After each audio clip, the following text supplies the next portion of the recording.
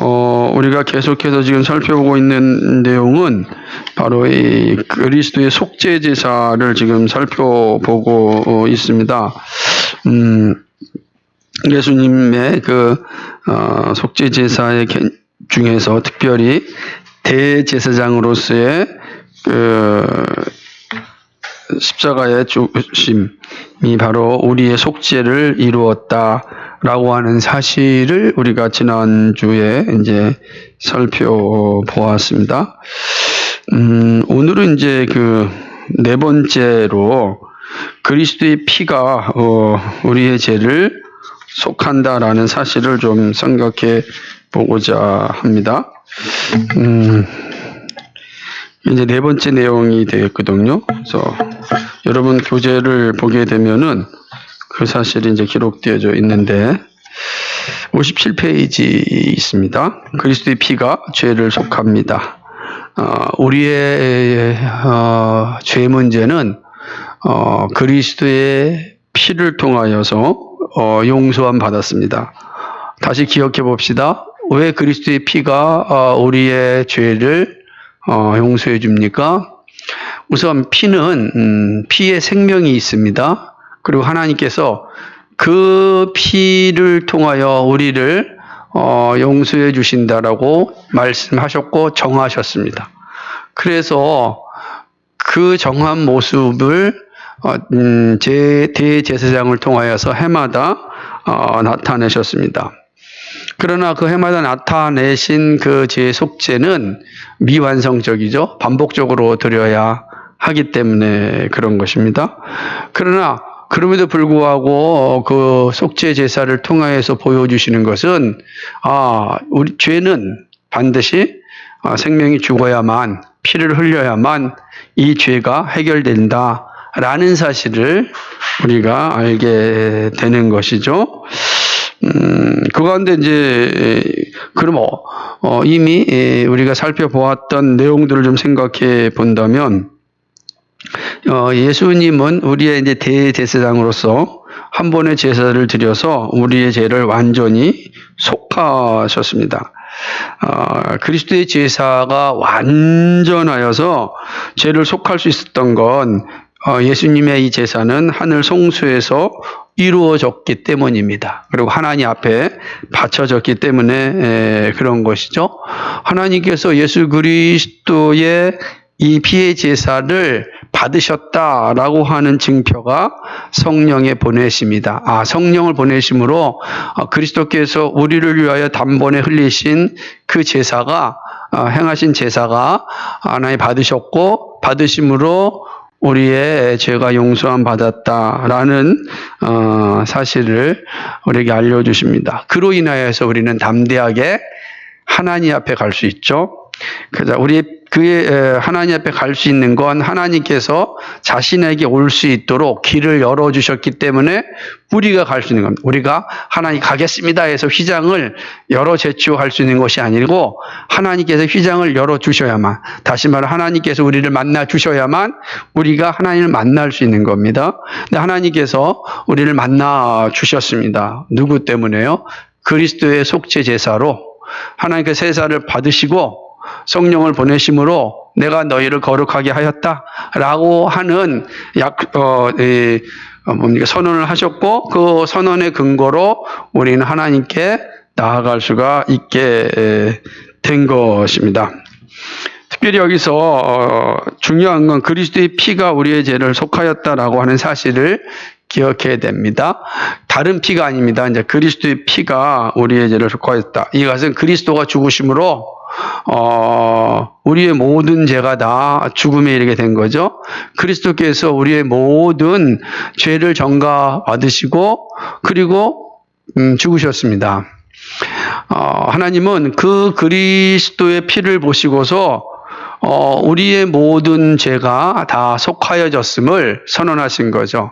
그러니까 그리스도가 죽지 않았다고 한다면 우리의 죄는 여전히 남아있을 텐데 그리스도께서 우리의 죄를 다 짊어지시고 죽으심으로 그 피를 흘리심으로 하나님께서는 그 피 흘리심을 보시고 우리의 죄를 용서하여 주신 것이죠. 근데 예수님의 이 죽으심은 한 사람이 죽으심이 아니라 마치 첫사람 아담이 인류의 대표로서 죄를 지었듯이 둘째 아담, 마지막 아담이신 예수 그리스도께서 우리를 위하여 죄의 피를 흘리신 것은 온 인류를 위하여 흘리신 피였다. 예수님의 피는 바로 우리의 피다 라고 하는 거죠. 그러므로 예수님의 피 흘리심으로 하나님은 우리가 죽었다라는 사실, 이제 더 이상 죄 가운데 살지 않고 죄로부터 죽었다 라고 하는 거죠. 이 사실을 가져온 거죠. 예수 그리스도의 죽음과 피 흘리심이 바로 우리에게 해방과 자유를 가져왔습니다.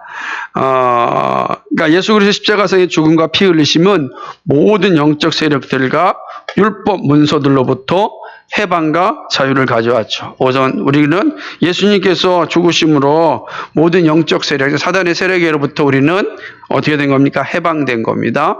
그 율법의 조문으로부터 우리는 자유함을 얻은 것이죠. 그러니까 해마다 이렇게 제사를 드려야 할 이유가 없는 거죠. 이제 더 이상 제사를 드릴 이유가 없어요. 왜냐하면 한 번에 영원한 제물이 되신 예수님께서 더 이상 우리로 하여금 율법 조문에 엉켜서 살아가게끔 하시지 않기 때문에 그런 것입니다. 그래서 이제 우리가 죄인이라, 그러니까 율법의 목적이 뭐죠? 율법은 우리가 죄인이라는 사실을 드러나게 하는 거잖아요.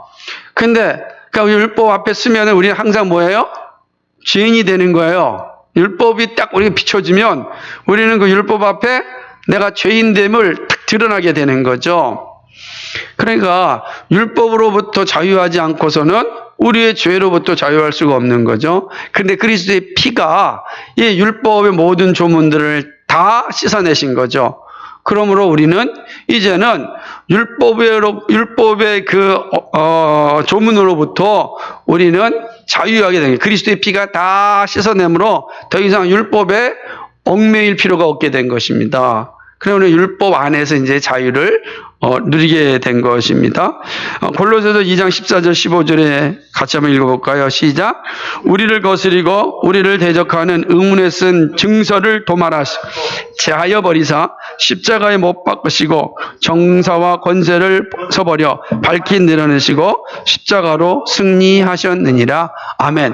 우리가 십자가로 승리하였습니다. 모든 이 율법의 증서를 다 도말하여 제하여 버렸습니다. 그래서 다 도말하였다.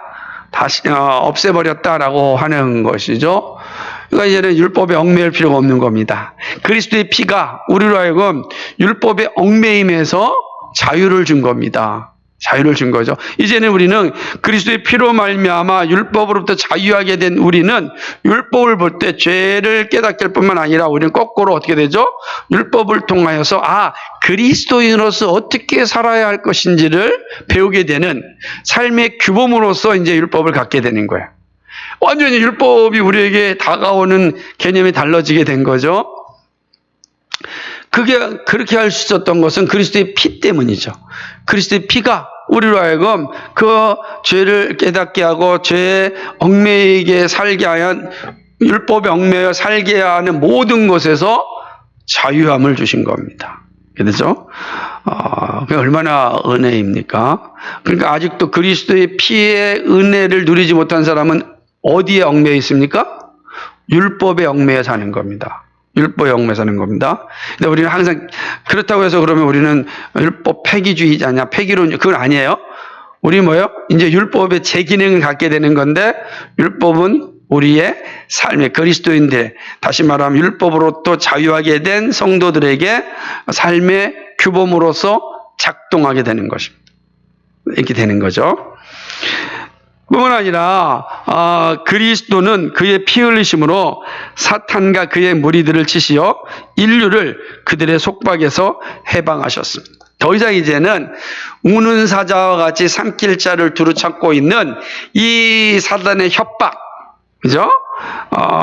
그래서 이제 더 이상 머물지 않습니다. 그리스도의 피가 그 사단의 모든 세력을 다 물리치셨습니다. 그래서 사단으로부터 우리는 해방되었죠.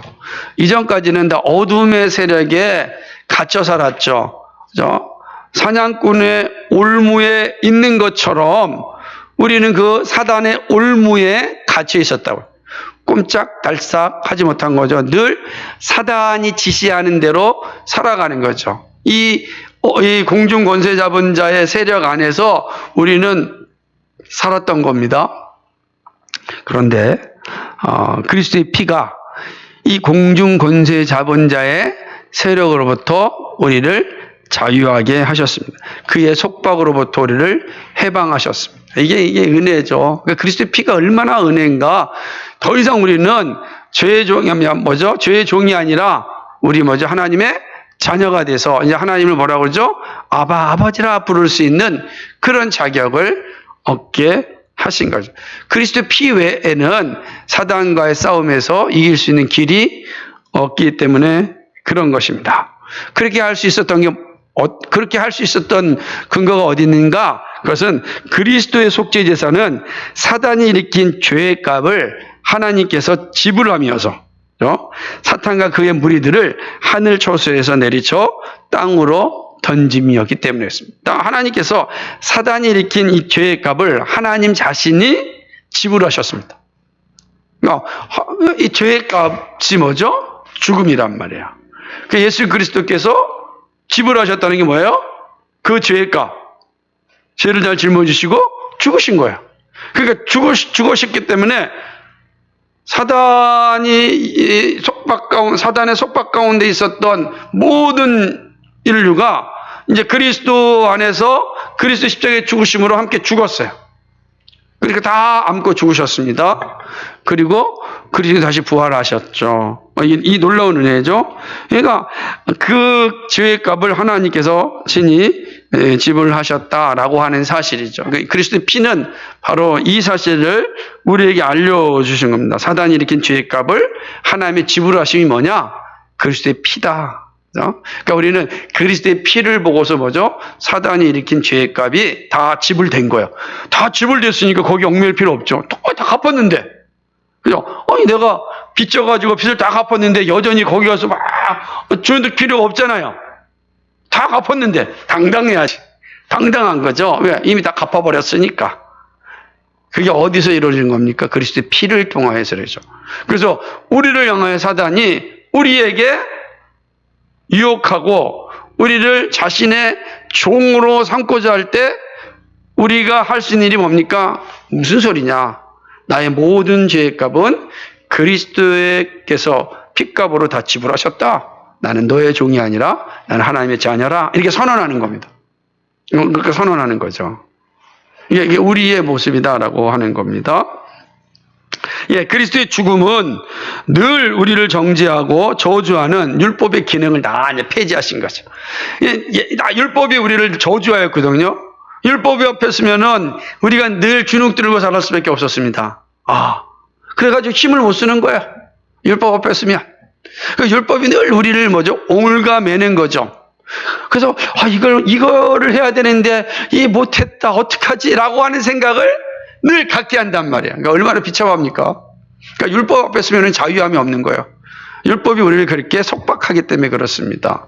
왜냐하면 율법의 기능이 우리를 죄를 깨닫게 합니다. 율법이 오기 전까지는 죄가 죄인지 몰랐죠. 율법이 오고 난 뒤에 이게 죄가 죄인지 아는 거예요. 법이 있어서 우리가 죄를 인식하는 거죠. 법이 없다고 한다면 그 죄인지 아닌지 모르죠. 오직 양심의 법만으로 작동하는 거니까. 율법은 우리에게 선명하게 이게 죄요. 이게 죄다. 너 죄인이야. 라고 하는 거예요. 그러니까 핏값을 치러야 돼. 이렇게 얘기하는 거예요. 우리는 그 율법 앞에 늘 핏값을 치렀단 말이야. 그 동물의 제사를 통해서. 늘 치렀어. 치를 때마다 늘 남는 게 뭐죠? 여전히 올해만 내년 6월절을 기다릴 수밖에 없는 거예요. 그러니까 용서돼서 1년만 유예되는 거예요. 유예. 완전히 제거되는 게 유예가 되는 거예요. 그러니 얼마나 이게 힘들겠습니까?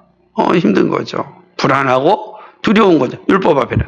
근데 그리스도가 오셔서 단번에 제물이 되셨고 그 율법의 모든 요구를 다 감당하셨습니다. 죄로 말미암아 이르는 죽음을 다 담당하심으로 이제는 율법이 주도와 주인 노릇하지 못하게 하신 거죠. 그러므로 이제 율법의 기능이 폐지됐습니다. 그 율법은 우리에게 어떤 기능을 합니까? 이제는 그리스도로 말미암아 구원받은 백성 앞에 나온 율법은 그리스도는 이렇게 살아야 하는구나, 이렇게 사는 것이 하나님을 영화롭게 하는 것이구나를 알려주는 그런 규범으로서 위치가 바뀌었다라고 하는 것이죠. 뿐만 아니라 그리스도의 죽음은 세상 권세와 정사를 무력하게 만들어 그 권세들을 한시적이 되게 하였습니다. 영원하지 않아요? 한시적이라는 게 뭐죠? 주님 재림하실 때까지 한시적으로 그들은 주인이 아닌데 주인 노릇하고 있는 거예요. 주인이 아닌데 주인 노릇하게 보이는 거죠. 왜냐하면 우리가 육신을 입고 있는 한 여전히 이 공중권세 잡은 자의 세력에 의하여서 유혹도 받고 죄를 짓기도 합니다. 그러나 그 공중권세 잡은 자의 세력은 영원하지 않아요. 주님 재림하시면 영원한 무저경에 떨어지는 거죠. 영원히 무저경에 떨어지는 거죠. 끝까지 한시적이다. 근데 우리 그 한시적인 것에 의하여서 우리 두려워할 필요 없죠. 그래서 고린도 전서 15장에 보게 되면 사망아 어디 있느냐라고 당당하게 이야기하는 것 아니겠습니까? 다 물러가는 게 되는 것입니다. 그리스도의 십자가 후에는 세상 권세가 절대적 권력을 행사하면 이제 망하게 되어 있습니다. 재미있는 표현이죠. 이제 그리스도 십자가 이후에는 이 세상 권세, 다시 말하면 이거는 공중 권세 잡은 자가 아니라 세상 권세자들도 마찬가지요. 이 땅의 권세자들도 만약 절대적 권력을 행사하면 망해. 이게 되죠. 절대적 권력을 행사한다는 게 뭐죠? 예를 들자면 이런 겁니다. 로마의 황제들이 자신을 뭐라고 섬겼습니까?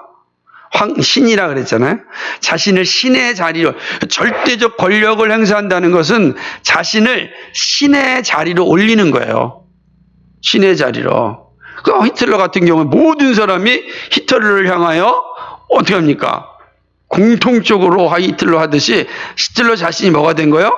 신이 됐죠. 신이 됐으니까 자신이 사람을 그렇게 많이 죽여도 죄책감을 느끼지 않는 거죠. 신이면 다 할 수 있으니까. 그래 뭐라고 합니까? 그러나 그리스도의 십자가 이후에 이 권세자들이 그런 자리에 올라가면 반드시 망하게 돼 있어요. 그게 하나의 법입니다. 누구도 절대적 권력을 행사하면 다 망하게 돼 있어. 모든 권력은 다 그리스도의 십자가의 빛 아래에서 작동합니다. 그것이 세상 권력 마찬가지. 당연히 그리스도는 당연하지만 세상 권력도 마찬가지예요. 오만하면 망하는 거예요. 오만하면 망하게 되어 있어요. 그게 하나의 법이다. 그게 역사의 법이에요. 이 역사 가운데 절대 권력을 가진 자들은 절대적으로 부패하였고 절대적으로 망하지 않았습니까? 절대 권력을 가진 자들이 살아있으면 다 망합니다. 그 기간 기껏해 얼마 가지 않아요. 끝에야. 마치 영원한 것 같지만 다 망하게 돼 있죠. 절대 권력자들의 최후는 어느 나라를 막론하고는 다 비참합니다. 다 비참해요.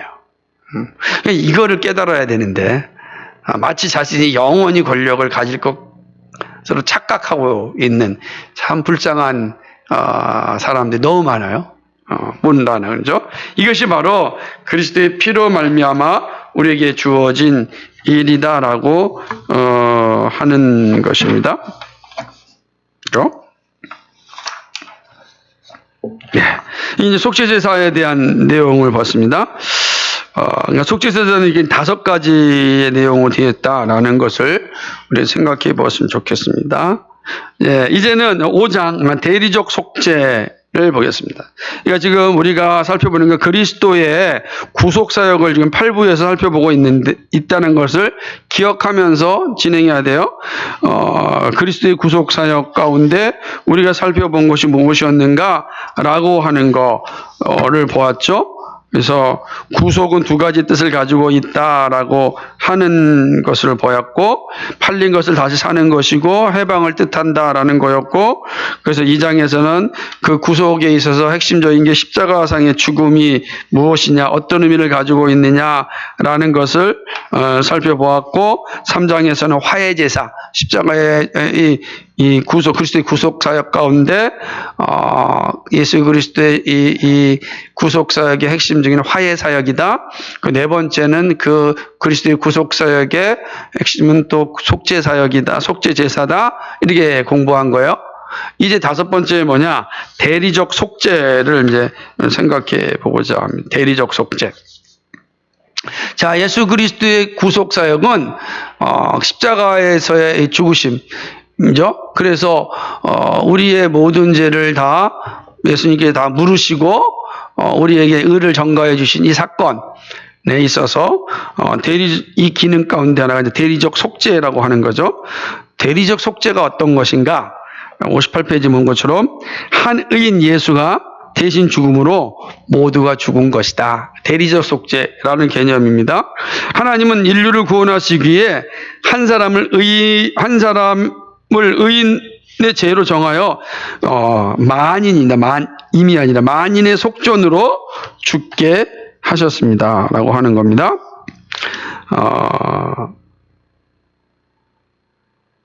그러니까 하나님 정하신 거예요. 그러니까 만인을 구원하시기 위하여 한 사람을 의인 한 사람을 죄로 이제 정하신 것이고 그리고 그 죄로 정하신 그 한 사람을 만인의 속전, 대리적 속죄로 제물로 드리기로 정하셨다라고 하는 거죠. 그래서 베드로전서 3장 18절 보면은 그리스도께서도 한 번 죄를 위하여 죽으사 의인으로서 불의한 자를 대신하셨으니, 그러니까 그리스도가 누구죠? 의인이셨어요. 그런데 불의한 자를 대신하셨으니 이는 우리를 하나님 앞으로 인도하려 하심이라. 육체로는 죽음을 당하시고 영으로는 살리심을 받으셨으니, 이 말씀처럼 그리스도께서 의인으로서 불의한 자를 대신하셨다.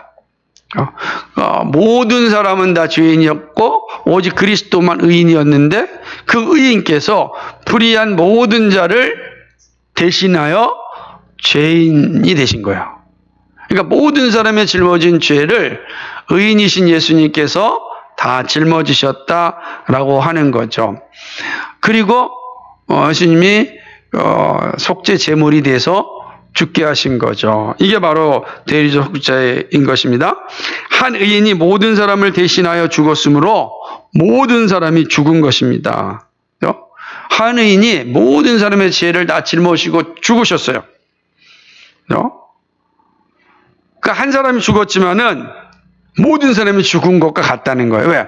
모든 사람의 죄를 다 짊어지시고 죽으셨으므로 한 사람 예수가 죽었지만 실질적으로는 모두가 죽은 거죠. 왜 그렇습니까? 이해하시죠? 죄의 결과는 뭡니까? 사망이잖아요. 그러니까 모든 사람이 다 사망에 이르는 거 아니에요? 그 죄 때문에. 근데 사망에 이르는 모든 사람의 죄를 예수님이 다 짊어지셨어요. 그리고 예수님이 죽으셨어요. 죄의 요구, 율법의 요구를 담당하심으로 죽으셨어요. 그러므로 모든 사람의 죄가 이미 예수님께 오셨으므로 모든 사람 죄가 없게 된 거죠. 그죠? 그럼 한 사람이 죽으심으로 모든 사람을 위하여 죽으신 것과 같다라고 하는 거죠. 고린도후서 5장 14절 오늘 말씀인데 다시 한번 읽다 보면 같이 읽겠습니다. 시작.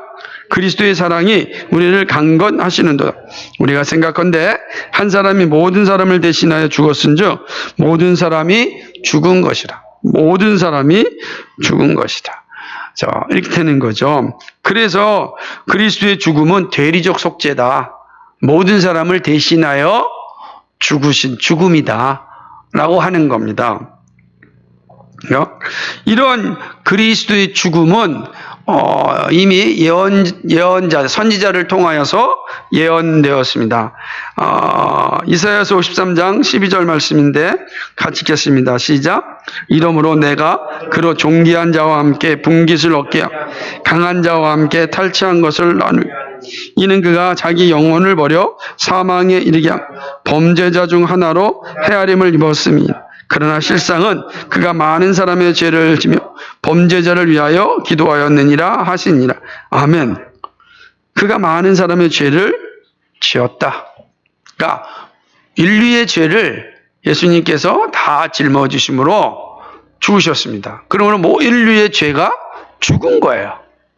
예수님이 대신하여 인류의 죄를 지시고 죽으셨습니다. 이것이 바로 대리적 속죄죠. 그러니까 예수님께서 십자가에 죽으심은 이 대리적 속죄의 개념이다. 이해가 되시겠어요? 대리적 속죄의 개념이다. 라고 하는 거죠. 그러므로 모든 믿는 자들의 죄를 속하기 위하여 대신 죽으셨습니다. 이 말이 중요한 겁니다. 왜 그러냐면, 그러면 이제 이런 질문, 그럼 만약에 지금 앞에서 얘기한 것처럼 모든 사람의 죄를 짊어지시고 죽으셨다면 그 모든 사람의 구원에 이르는 겁니까? 이런 질문을 할 수 있잖아요. 그죠? 그러면 예수를 믿던 믿지 않던 모든 사람의 죄를 짊어 죽으셨기 때문에 그렇다고 한다면 예수 믿지 않는 사람도 구원에 이를 테니까 꼭 교회를 나와야 되고 예수를 믿어야 될 이유가 없는 것 아닙니까? 그렇게 되잖아요. 그리고 예수님께서 말씀한 모든 사람의 죄를 짊어지셨다. 다시 말하면 여기 있는 것처럼 고린도 후서 5장 14절에 있는 것처럼 한 사람이 모든 사람을 대신하여 죽었은즉 모든 사람이 죽었다 할 때 도대체 이 모든 사람은 지금 이야기한 것처럼 또 이사야서 53장에 있는 것처럼 많은 사람은 도대체 그 한계가 어디까지냐? 라고 하는 거예요. 모든 사람이라고 한다면 예수를 믿는 사람이든 믿지 않는 사람이든 다 구원에 이른다. 어떻게 생각하세요? 우리? 네? 모든 사람이 다 구원에 이릅니까? 잘 생각하셔야 됩니다. 그러면 고린도후서 5장 14절에 이야기한 것처럼 한 사람이 모든 사람을 대신하여 죽었다 할 때 이 모든 사람은 누굴까? 분명히 예수님의 대리적 속죄는 모든 사람을 위하여 죽은 것이 맞습니다. 근데 그 모든 사람이란 어떤 거냐면 세상의 모든 사람을 위하여 죽었다기보다는 믿는 자들의 모든 죄를 해결하게 죽었다. 믿는 사람들의 모든 죄 기억하세요? 자, 다시 한번 잘 기억해. 그러니까 믿는 사람들의 모든 죄를 예수님께 다 짊어지시고 죽으셨어요. 왜냐하면 하나님께서는 이미 모든 사람이 다 죄로 말미암아 모든 사람이 다 죽음 가운데 처하였잖아. 그죠? 다 죽었어요. 살리는 건 하나님의 은혜고 내버려 두는 것은 그건 원래 죽은 거니까. 그죠? 원래 죽은 거니까. 그러니까 여기서 살린다라는 건 이미 모든 사람이 죽은 자 가운데서 예수 믿는 사람들의 모든 죄를 속함으로 그를 죽음 가운데서 살려내신 거예요. 이해하시겠죠? 그러니까 이 개념을 잘 이해하십시오. 믿는 사람들의 모든 죄를 짊어지셨다. 그러니까 고린도후서 5장 14절의 개념을 모든 사람의 죄는, 그러니까 이거 잘못 이해하면, 칼 바르트 같은, 현대 신학자들이 이야기하듯이 하나님의 사랑이 궁극적으로 승리한다. 라고 하는 은총의 신학이 나올 수 있는 여지가 있는 겁니다. 그러지 않습니다. 그래서 하나님이, 우리가, 성경에 종종 나타나는 것처럼 모든 사람에 대한 표현이 있을 때 그것은 구원받기로 작정된 사람으로 이해를 하셔야 바르다라고 볼 수 있습니다. 이제 그렇죠. 또한 이 대리적 속죄의 세 번째 의미는 뭐냐? 그리스도의 죽음은 죄의 세력을 괴멸하여 생명을 도입합니다. 그러니까 죄의 세력이 괴멸된 거로 끝나지 않고 생명이 도입되는 거예요.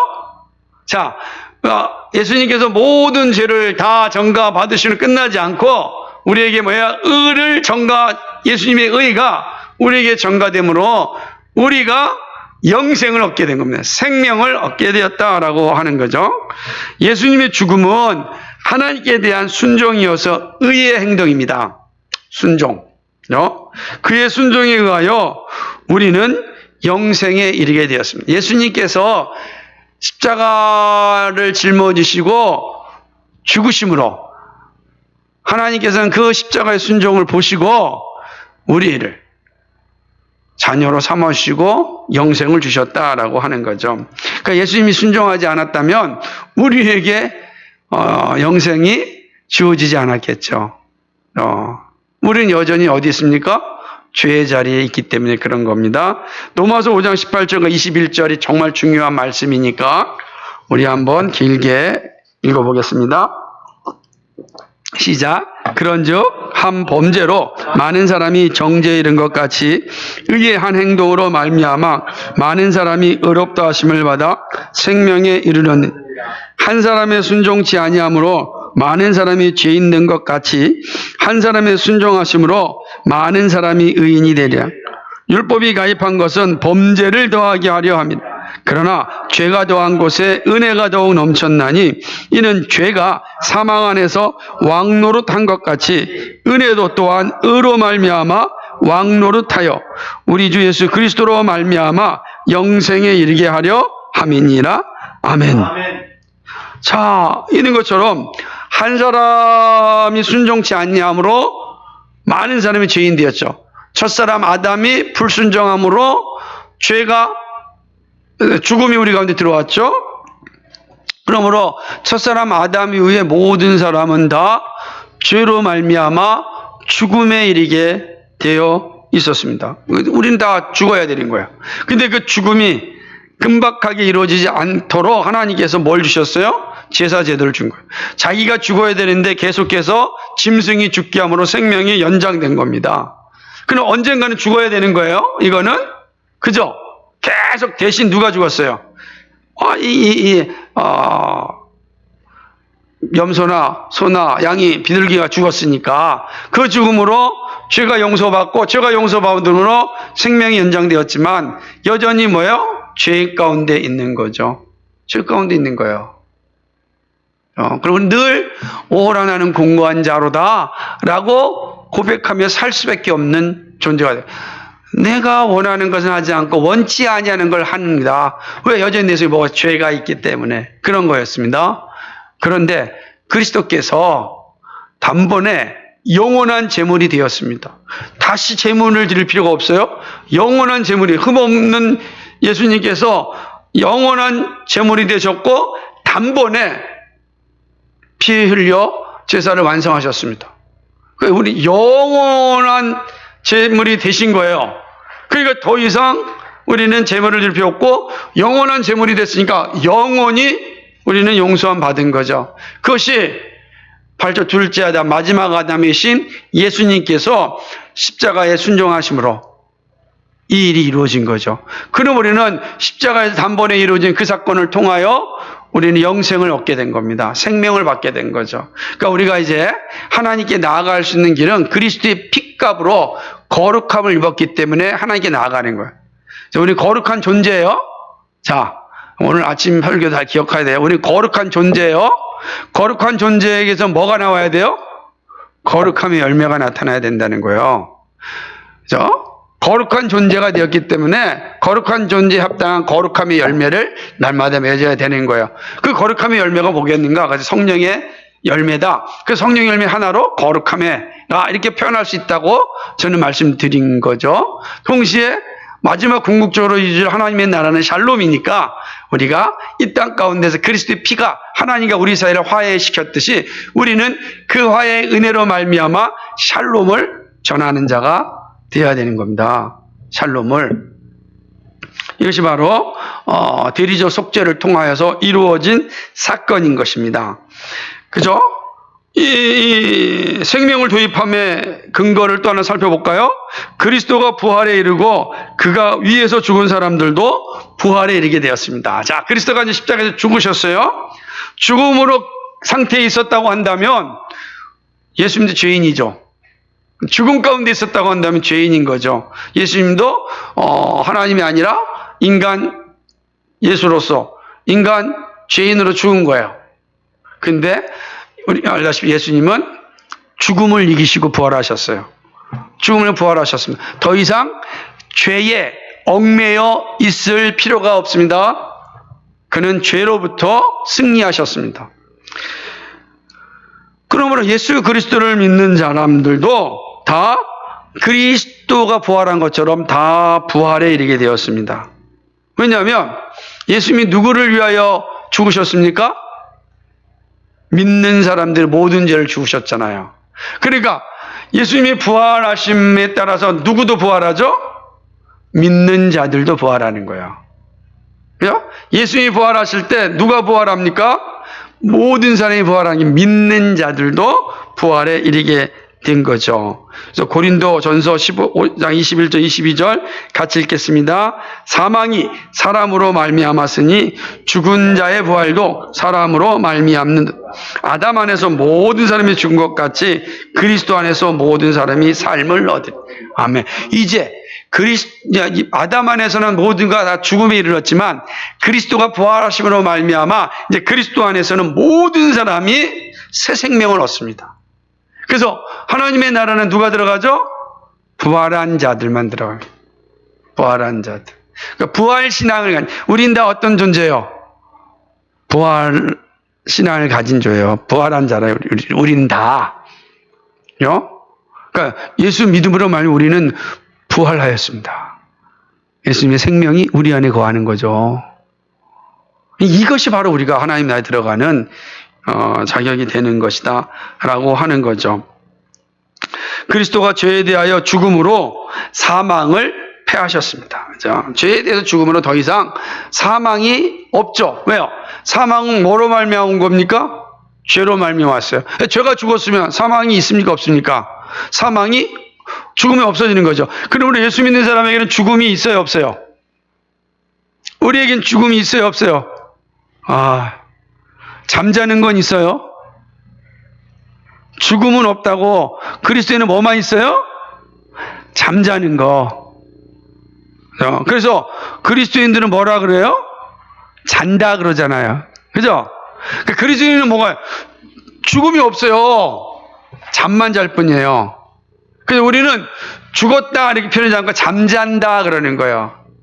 다시 깨어나 영원한 생명이 우리에겐. 왜냐하면 죽는 거는 죄로 말미암아 오는 건데 죄가 다 죄가 없어졌는데 어떻게 죽음이 들어옵니까? 죄 때문에 죽음이 도입됐는데 죄가 없어졌으면 죽음이 도입될 수 없죠. 그럼 뭐가 있는 거예요? 원래 죄가 없을 땐 아담은 어떤 존재에서 영생하도록 만들어진 존재였잖아요. 생명이 우리 가운데 도입된 거죠. 이제는 이해하시겠습니까? 한번 디모데후서 1장 10절 읽겠습니다. 시작. 이제는 우리 구주 예수의 나타나심으로 말미암아 저는 사망을 복음으로써 생명과 썩지 아니할 것을 드러냈으니. 아멘. 예수님께서 사망을 패하셨습니다. 어떻게 패하셨습니까? 죄를 짊어지시고 대리적 속죄를 하셨기 때문에 더 이상 이제 죄가 존재하지 않아요. 예수님 안에는. 그러니까 이제 죄가 사라진 곳에 우리는 생명, 영원한 것이 드러내신 거죠.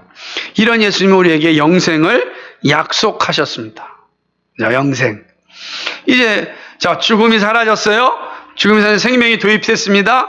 그 생명이 도입된 그걸 우리 뭐라 그래요? 영생이라, 영원한 생명이라. 그럼 우리 영생을 받았는지 안 받았는지 어떻게 알아요? 우리가 똑같은 말이에요. 우리 앞에 본 것처럼 속죄받은 자의 증표로서 누굴 보내셨다고요? 성령을 보내셨어요. 똑같아요. 영생. 우리가 영생을 약속하였는데 영생의 보증이 뭡니까? 성령이죠. 우리 안에 성령은 영원하신 하나님이죠. 그러면 믿음으로 말미암아 우리에 들어오신 성령께서 영원하시잖아요. 그럼 우리도 영원한 거죠. 그렇죠. 만약에 우리가 영원하지 않다면 성령도 영원하지 않잖아요.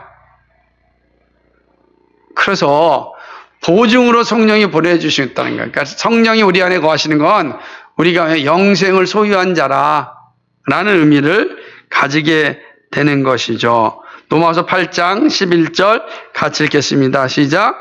예수를 죽은 자 가운데 살리신 이의 영이 너희 안에 그리스도 예수를 죽은 자 가운데 살리신 이가 너희 안에 거하시는 그 영으로 말미암아 너희 죽을 몸도 아멘. 성령이 우리 안에 거하심으로 우리가 죽지 않고 영을 산다. 죽을 몸도 살리신다. 근데 우리 예수를 주로 고백한다는 건 성령이 우리 안에 임하신 거예요.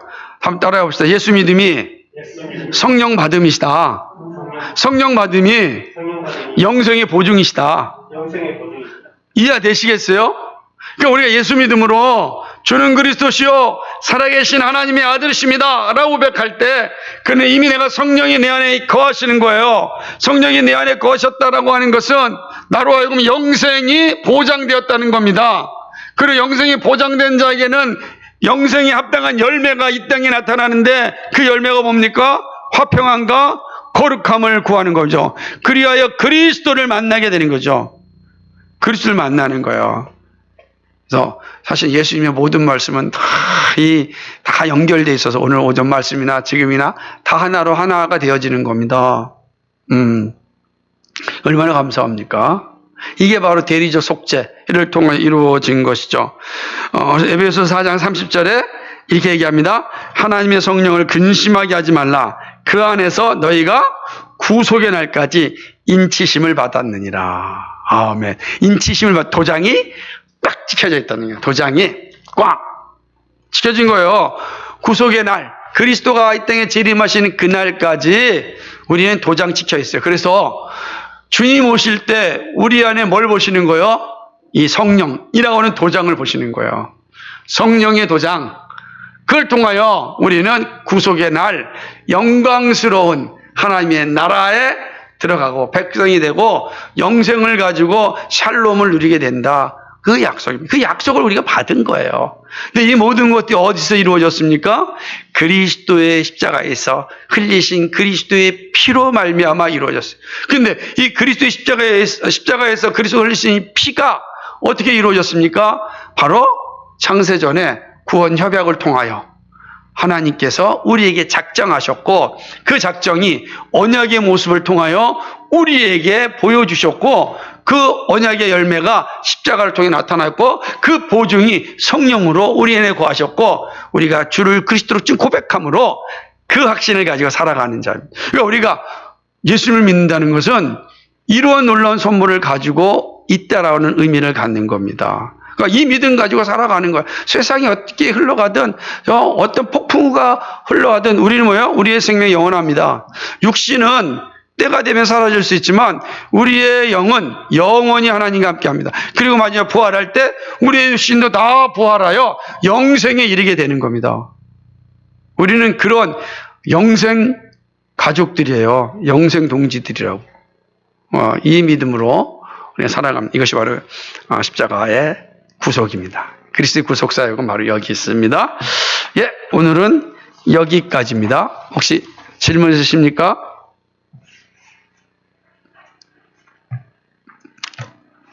네.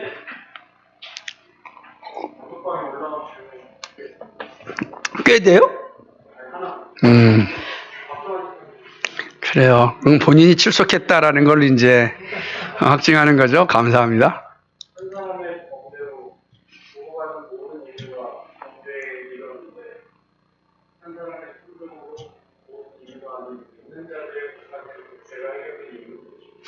예. 그게, 준 거예요.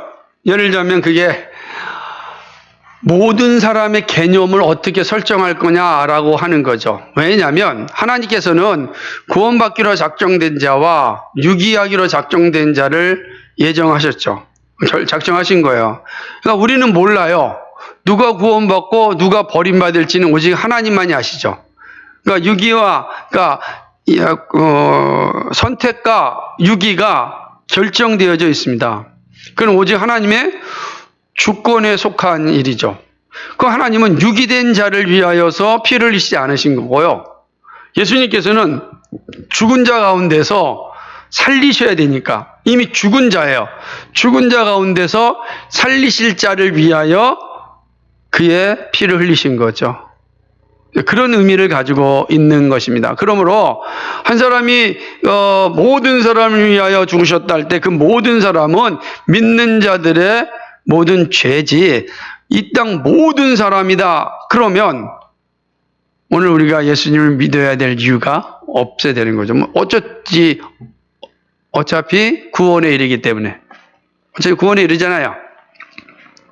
그런 의미에서 이것이 이제 주로 알미니안주의자들은 만인 구원론을 제시할 때 이 지금 말씀 고린도후서 14장도 인용하지만 우리는 이 전체적인 관점에서 볼 때 알미니안이 이야기하는 이 의미는 성경 전체에 부합하지 않다. 그냥 구원받기로 작정된 자만 구원하고 성령이 아니고서는 누구든지 그리스도를 주라 고백할 수 없다고 하였으니 전체적인 가르침의 측면에서 볼 때는 하나님의 선택과 유기를 고백할 수밖에 없다. 그렇다면 하나님께서 예수님께서 모든 사람을 위하여 죽으셨다 할 때는 그 모든 사람은 구원받기로 작정된, 다시 말하면 믿는 자들의 모든 죄를 다 속하기 위하여 풀리신 피라, 이렇게 보는 것이 합당하다라고 할 수 있습니다. 네. 또 좋은 질문 감사합니다. 또 질문 있습니까? 네. 만인 구원서를 주장하면은 교단에서는 이단으로 정죄를 하나요? 네, 그렇죠. 그러니까 만인 구원설이 이단이다라고 표현하기에는 어렵죠. 왜 그러냐면 모든 게 다 같은 건 틀린 건 아니기 때문에, 그래서 우리는 믿음의 선배들이 우리에게 가르쳐 준 교훈을 잘 이해하는 게 중요하다고 생각합니다. 예를 들면 예전에도 제가 그 도르트 신앙 고백 강의할 때도 이 말씀을 드린 것 같은데, 우리는 이 만인 구원설을 주장하는 이들을 형제와 같이 여겨야 되지만 그들이 온전한 진리와 이해에 이르지 못한 것에 대해 안타까운 마음으로 그들이 그 진리의 자리로 좀 돌아올 수 있도록 사랑으로 진리를 계속 전하는 그런 관계를 유지하는 것이 합당하다. 이게 선배들이 우리에게 가르쳐준 지혜라고 생각합니다. 그럼 우리는 무조건 아니다라고 이 땅이다 이렇게 말하는 것보다는 그들에게 좀 더 바른 진리에 돌아올 수 있도록 우리도 잘 준비하고 사랑으로 진리를 잘 전해서 온전한 지식에 이를 수 있도록 계속 관계를 갖는 것이 필요하다. 이건 사실은 되게 이상적인 거지만 그러나 그것이 우리가 가지고 있어야 될 자세라. 그렇다고 해서 우리가 뭐 대단히 교만하거나 오만한 자세를 갖는 건 그건 매우 합당하지 않다. 우리는 믿음의 선배들이 남겨준 유산 안에서 이해하고 또 바라보는 것, 이것이 합당하지 않은가. 왜냐하면 실제적으로도 마찬가지고 어떤 사람은 신뢰적으로도 죽기 전에 그리스도를 부정하고 부인하고 그렇게 뭐더라 죽는 사람도 있는데 어떻게 설명할 것인가. 그들도 그렇게 부인하고 부정했는데도 구원받았는가. 이거는 말할 수 없겠죠. 그런데 만약에 만인 구원설 입장에 본다면 라벨이나 바르트 입장에서 본다면 궁극적으로 하나님의 사랑이 그런 사람들까지도 구원할 거다. 그러니까 사랑이 그것까지도 이기게 한다라고 하거든요. 근데 그거는 성경 밖에서 일어나는 일이잖아요. 그건 합당하지 않다. 우리 성경 안에서 이야기할 때 우리는 두 가지 상황에서 보는 게 합당하다. 그래서 선택과 유기가 정확히 명확하게 되고 만인 구원론설자들에 대해서는 우리가 정말 사랑으로 진리를 전하는 형제를 같이 여기되 그들이 온전한 자리에 올 수 있도록 이렇게 애쓰고 수고하는 훈련이 우리에게도 필요하지 않을까 생각을 합니다. 네, 또 질문이 오늘 좀 일찍 끝났으니까 어디 올라온 질문 없습니까? 네. 없어요? 질문? 예, 없으면